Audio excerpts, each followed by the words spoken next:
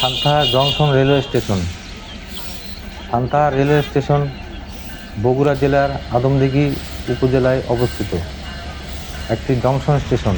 এটি বাংলাদেশের অন্যতম গুরুত্বপূর্ণ রেলওয়ে স্টেশন। এই জংশন স্টেশন দিয়ে প্রতিদিন শত শত যাত্রী এবং আন্তনগর ট্রেন, মেল ট্রেন, সাধারণ মেল, মালামাল গাড়ি সহ প্রায় 40টি ট্রেন চলাচল করে। 1899/1900 সালে ব্রহ্মপুত্র সুলতানপুর রেলওয়ে কোম্পানি যমুনার পশ্চিম তীরে সান্তাহার থেকে ফুলছড়ি পর্যন্ত একটি মিটার গেজ রেলপথ তৈরি করে।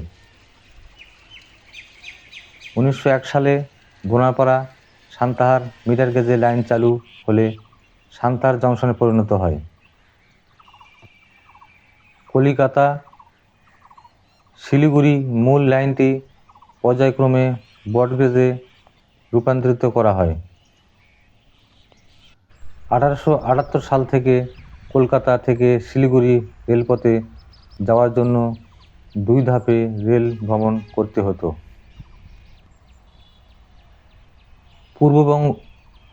প্রথম ধাপে পূর্ববঙ্গ রাজ্য রেলপথ ধরে কলকাতা স্টেশনে থেকে যাত্রা শুরু করে।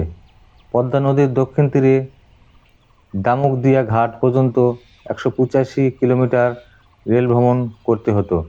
তারপর ফেরিতে করে নদী পার হয়ে ভ্রমণ যাত্রা দ্বিতীয় ধাপে শুরু হতো।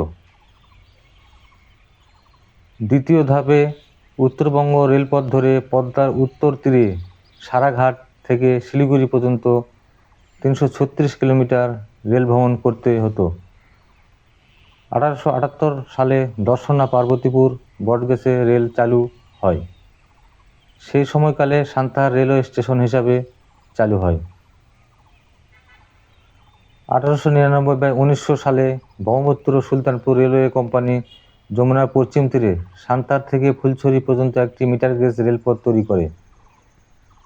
1901 সালে Bonapara Santahar metre gauge line চালু হলে সান্তাহার জংশন পরিণত হয়।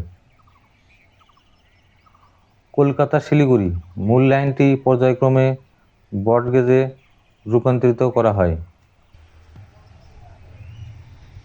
হার্ডিঞ্জ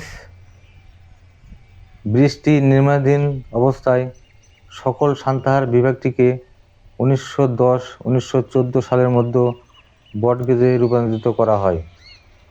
হার্ডিঞ্জ ব্রিজ 1915 সালে চালু হয় এবং সান্তাহার পার্বতীপুর বিভাগটিকে 1924 সালে ব্রডগেজে রূপান্তরিত করা হয়।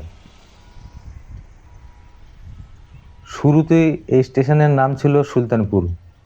1947 সালে থেকেই সুলতানপুর সান্তাহার নামে খাদ হয়ে থাকে।